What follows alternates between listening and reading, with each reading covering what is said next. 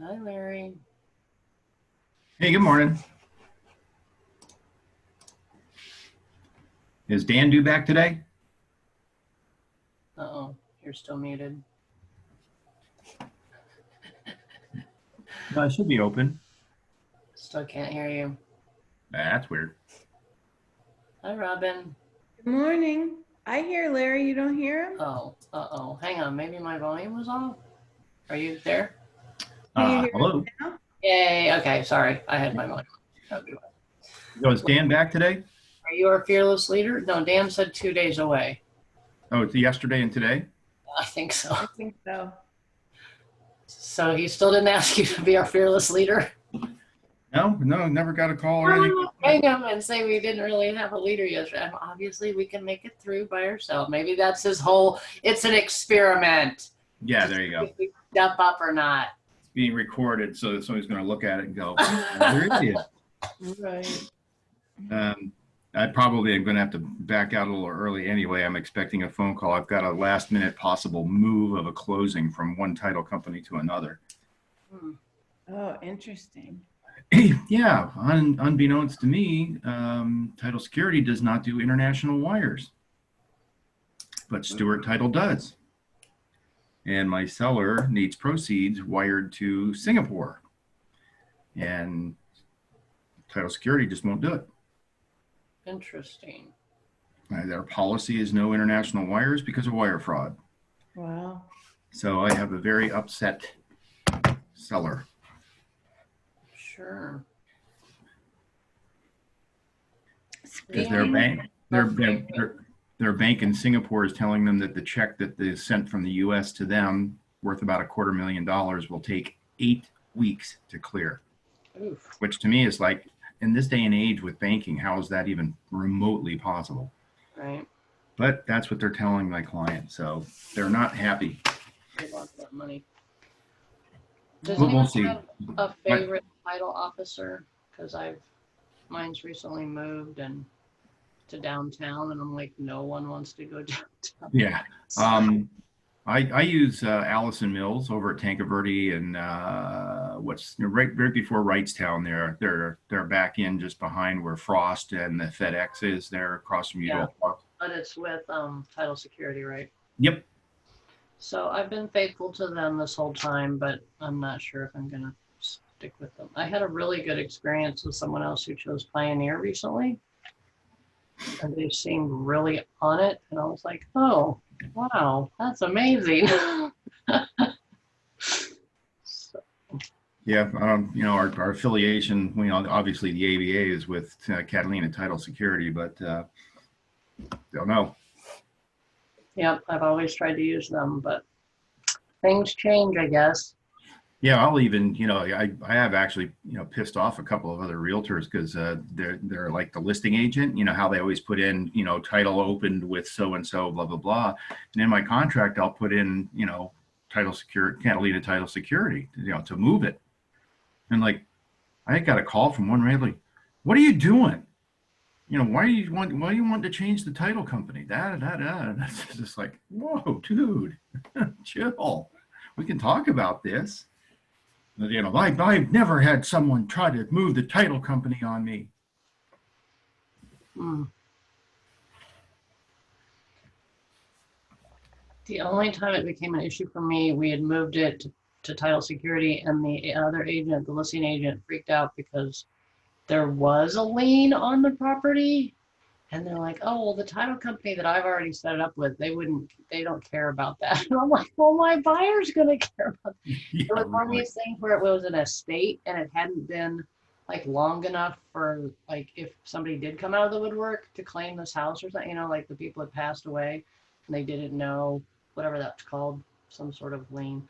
Um, and I was like, okay, it seemed like kind of a big deal, and my title person kind of made it a big deal. Anyway, the deal fell apart anyway. But I was like, okay, another lesson learned.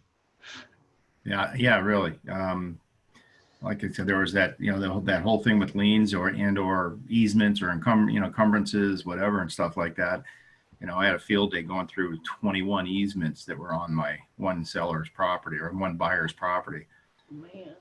dating from 1978 to current. But we went through them all, figured them all out. That was a half a day. Does And a anybody- conversation with the title researcher at the title company. Does anybody have issues they want to go over today? I have a question. Sure. So I just found out, so our buyer, we have closing date set for October 21st. And he just let me know that he is leaving on the 17th. And he's a truck driver and drives across the country. So it's not like he's leaving to a destination where papers could be FedExed or, so Is he seller? Is he seller or buyer? he's buyer. I Do you have any suggestions? I mean, does closing just has to move? Well, you might talk to the title company. I have seen buyers sign early. They can do their final walkthrough before he leaves, and then that way he can sign. Plus, the other side of this is, will the lender get docs to title early? Well, that's the trick, right? So Yeah. the lender has to get the docs to title. Yep. Yeah. This So it far depends out. on our appraisal and if the appraisal report gets in time. Yeah. So, the chances you're going to be able to ask or move things forward are almost nil to none. Even my deal was supposed to close today, and it looks like it's going to slide to tomorrow because the MI company didn't deliver the MI certificate within a day or two as they promised. And all of a sudden my deal is, the lender's like, well, we'll just have to close Friday. I'm like, closing date is Thursday. And, these lenders and everybody just going, oh, we'll just close a couple of days later. And it's like, I've got a buyer that needs to move in on that date because they're not going to have a home that date. Right. Oh. And So, the other thing that takes forever, so I had one that closed yesterday and the recorder, the wait time to record was like 357 minutes. And so it actually just barely recorded by the end of the day yesterday because of when title tried to get it recorded. And so I don't understand why that takes so long. well, here's the thing. We're in the resale market. There is a plethora of refis happening right now. That's why the appraisers are jammed up. It's not so much buyers and sellers, it's refis.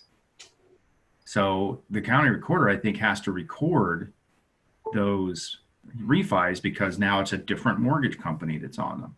So, they're right now, if you look back at how many deals went pending and stuff over the last 30 days, all that now is coming to close. All of a sudden, they got stacks of paperwork. So that's 6 hours.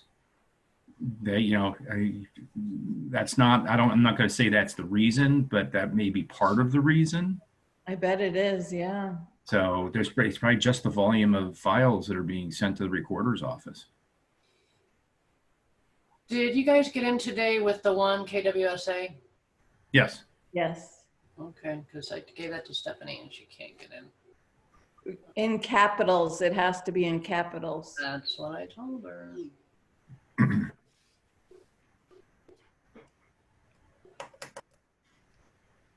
So my tip for the day is, if you happen to have a seller who is the name on record of title, who's out of the country,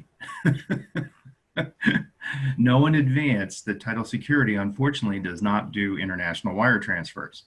And therefore, Stewart Title, I found out yesterday, does.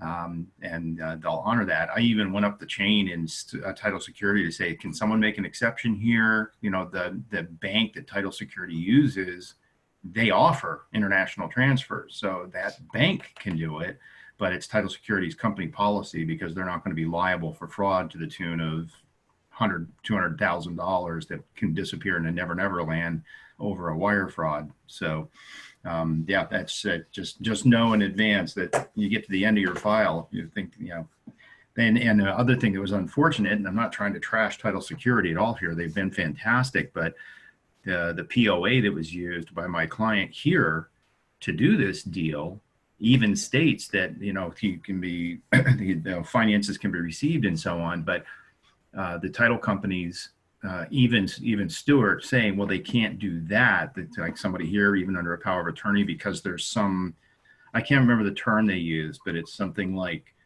you know, it's making an assumption or somebody, it's not that term. I can't remember the words they use, but they will not issue a check to someone even through a POA that says they're able to handle the finances. They just won't do it. So it's whoever's name is on the title and recorded on title at the recorder's office, that's who the check has to be made out to. And if they're in a foreign country, Title Security will not wire the funds. They'll send a check, DHL or FedEx or whatever. But again, my client on the other end was told by their local bank, even a cashier's check is going to be 8 weeks to clear, which makes no sense to me given today's modern technology and cashier's check and all that stuff, because that check, of course, would be sent back from Singapore to a US bank to clear. Anyway, tip of the day, if you need an international wire from title, you have to, you know, be aware of the title, you check with Title Security, but they will, you know, they're already saying they will not, and they won't make an exception and will not do international transfers, wire transfers. So does it end up costing your client to close this escrow and open with a new? Oh yeah, that's gonna, well, there's, you know, they have to order the HOA form in the name of the title company. They have to go back to the lender and have them reissue all the docs in the name of the title company. In order to do that on an expedite, there's fees, of course, with the HOA thing and a couple other things. You know, fortunately, they won't get double charged from the title companies, but, you know, on the other side, you know, the title company is going to lose that deal after they've done all the work to set it up. But, you know, business is business, you know. Right. So, you know, that's when my phone's going to ring here shortly for a conversation with the title company again about whether we're doing this, unless the client is just going to say, let's finish this deal. We'll take the check and we'll wait for it to clear through Singapore, which I'm hoping they do, but there's no guarantee of that. And if we go this other route, now we're going to have to, you know, wait another 7 days to close at least to get all the documentation that's necessary, get the lender. We even have to get the clients to agree. I mean, we have to go to the other side and say, this is a situation we're in, you know, they may go, no, we don't want to do that. We need to move in. Oh, it's Real sticky. Yeah, it's pretty ugly. Oh, maybe Stephanie did make it. Uh-huh. Say again? Had to say hi. She got in. Stephanie. We can't hear you, dear. Oh. Sorry, I made it. I'm on my phone. The computer didn't want to use the correct password or anything, so I almost gave up, but let's try it this way. What? Okay. Sorry, I interrupted Larry and I can't see everybody. I'm gonna flip it so I can see who's on. Oh, good morning, everyone. We're talking about issues. For the is, are you from?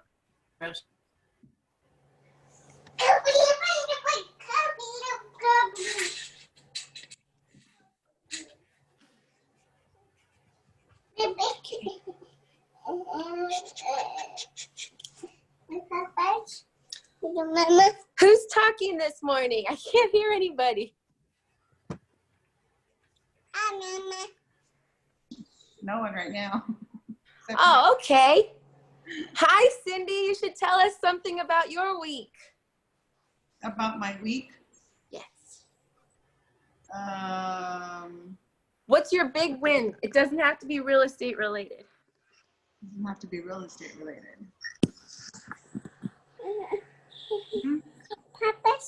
Oh, gosh. I'm trying to think. Are you guys Oh, my big win is cleaned up a lot of my house this week. You know, kind of like get rid of stuff. We redid our great room. So we got rid of a big old entertainment center, moved in a big old TV and all that stuff. So I've been like decluttering, I guess you would call it. Good job, Cindy. I know. Wait, It's like one of those kind of forced to do it. we Did need you pictures. have any help?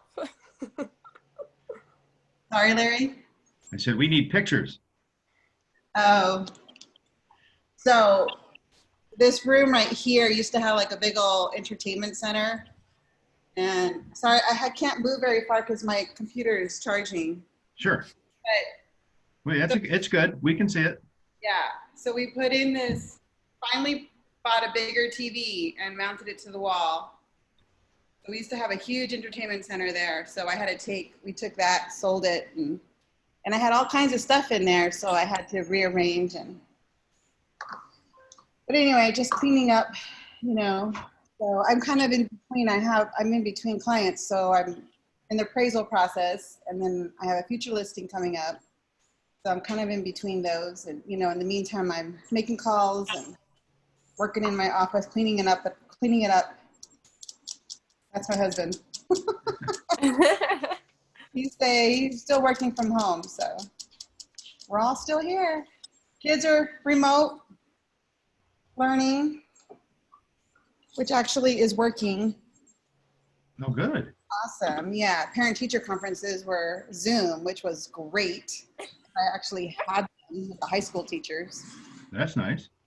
Yeah, normally it's not easy to get in because they do it by appointments and they only have so many slots open. And by the time I get in there, so I was like, this is great.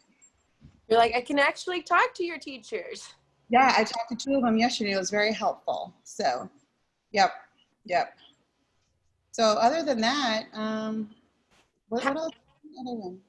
How are the teachers doing? Did they share anything like that we could all benefit from in terms of learning about homeschooling and just as we talk about? Well, he said that they're trying to work with the students and give them a little bit of like grace. And they can tell who are the students that are really trying and who are the students who are kind of not, being a little bit more lazy about it because it's remote learning. So I believe what they're giving them just a little bit more grace as in like, okay, you didn't turn this in correctly, redo it, turn it in this way or something. Because there's different ways to turn things in depending on like the system that they're using. So you either in a Google Doc form or you turn it in some other file, So, like they're doing testing this week and next week. So they're doing it all my kids are doing it online. So yeah, I think they're unfortunately a little bit harder. Because my daughter's in middle school and she has no live instruction, but she has to go into the school files and watch videos that are pre-recorded. So the teachers are recording videos as well as teaching in person, so, and then they have like office hours after school for their remote kids.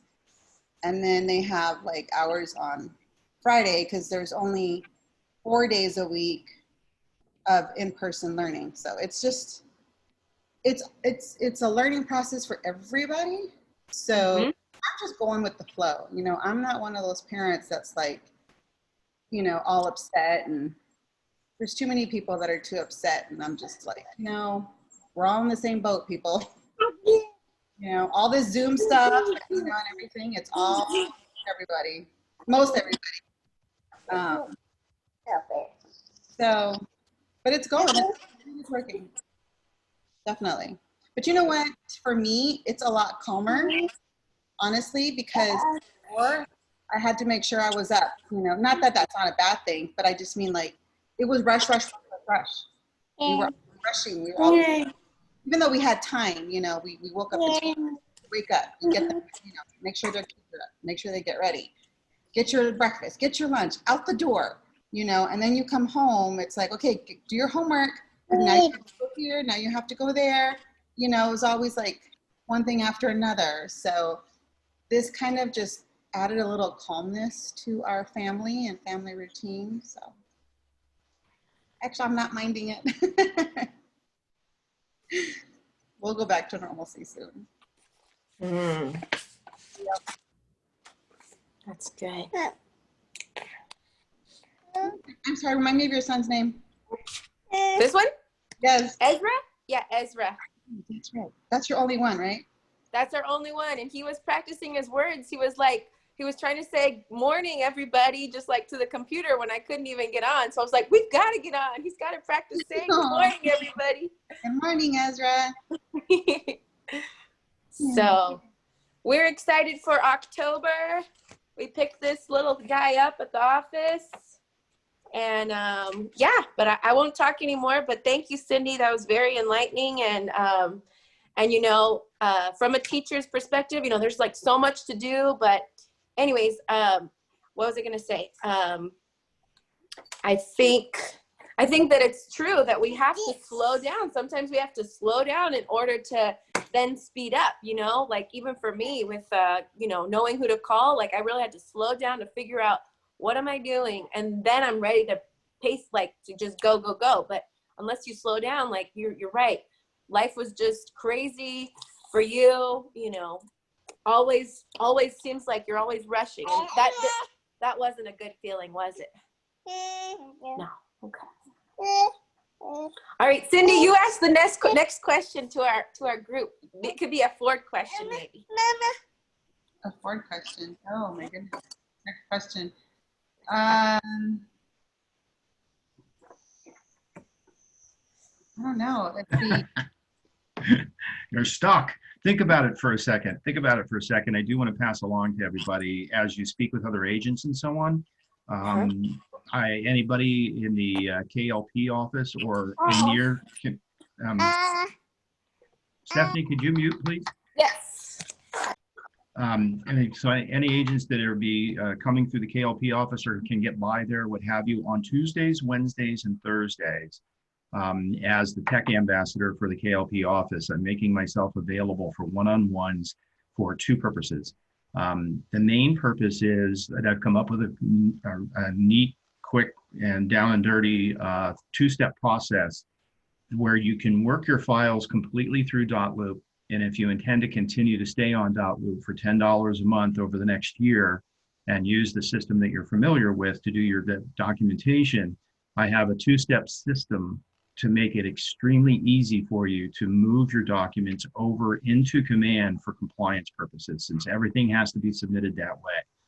And in the process, it also builds your keeper file that you're responsible for keeping all your documentation for 5 years on every file that you do.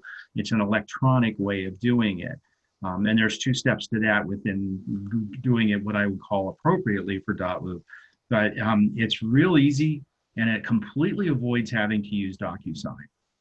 So the only part of Command you need to know is that first part that you get to in documents, where you have listing, under contract, and closed, or for your buyers, consultation, under contract, and closed. And it's simply a matter of copying files. But the system is set up in such a way that you can do this in probably 20 minutes so that you can move everything from dotloop over into Command when you first take a listing or first do a buyer consultation and you get your disclosures, the ready form, and the buyer broker sign.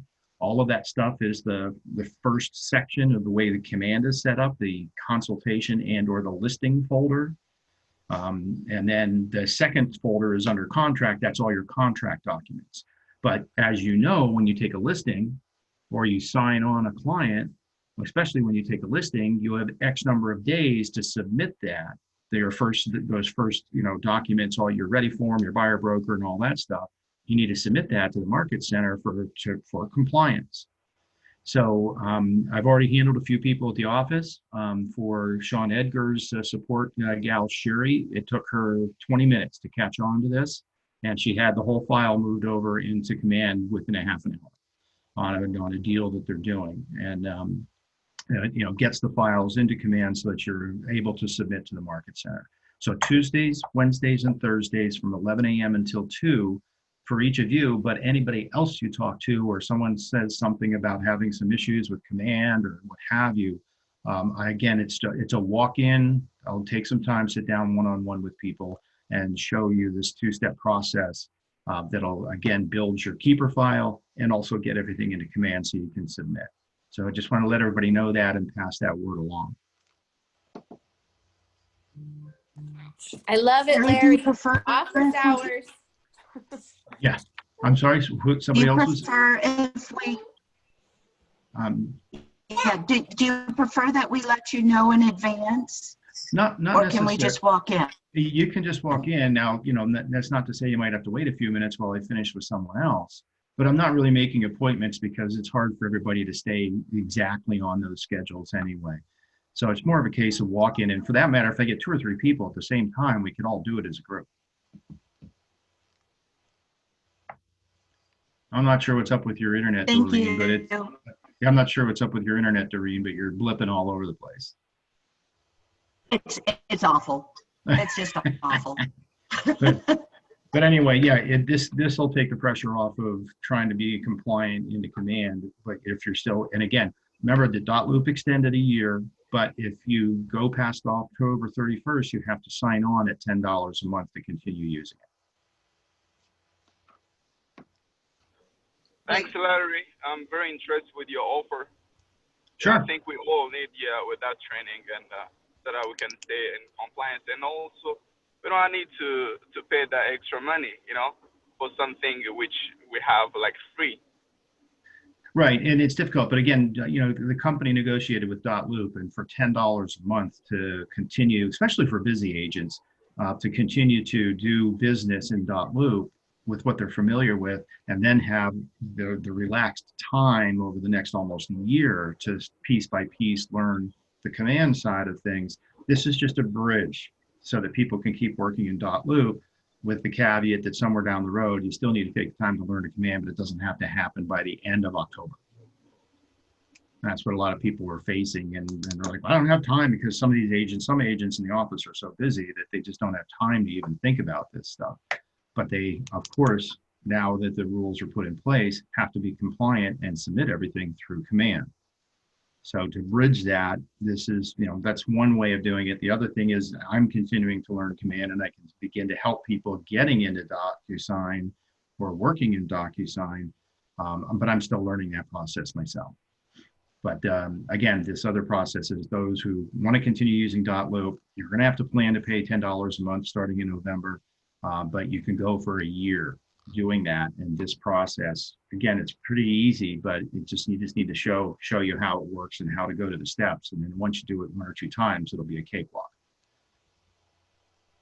So then what was the thing they said that we can still use it for a year? I thought we weren't going to have to pay until next year. As I understand it, when our existing contract with .loop ends October 31st. But what they negotiated is an extension to be able to continue using .loop to process your paperwork. The brokers will not go into .loop to actually run your files and clear them and approve them and all of that stuff. That's all going to happen in command. So that's why as your file moves along, you need to be moving these documents over to command. But since DocuSign is in the whole command process, and it's also command has been having issues lately. I went to create a document, and all of a sudden, my Smith and Jones names that are buyer and seller became Monticello. Somebody named Al Monticello kept showing up on my documents, and I'm like, that's not the name I'm using. Yeah, So messing up on my buyer's contract. Yeah, so again, there's a whole lot of people saying, geez, this is kind of crazy. Can we back up? And this is how we can do that. So for $10 a month to stay in .loop, it depends on how much business you're doing, but to know, to be able to continue using a system that and then just have to copy documents over, and it's real easy to do. Like I said, this is a bridge if you want to go that route. So that's what I'm in the office to do, and to help out with the rest of command the best I can as I learn it. So I've just been downloading, saving, and then uploading to command. Is there a different way to do it? That's exactly, you figured it out.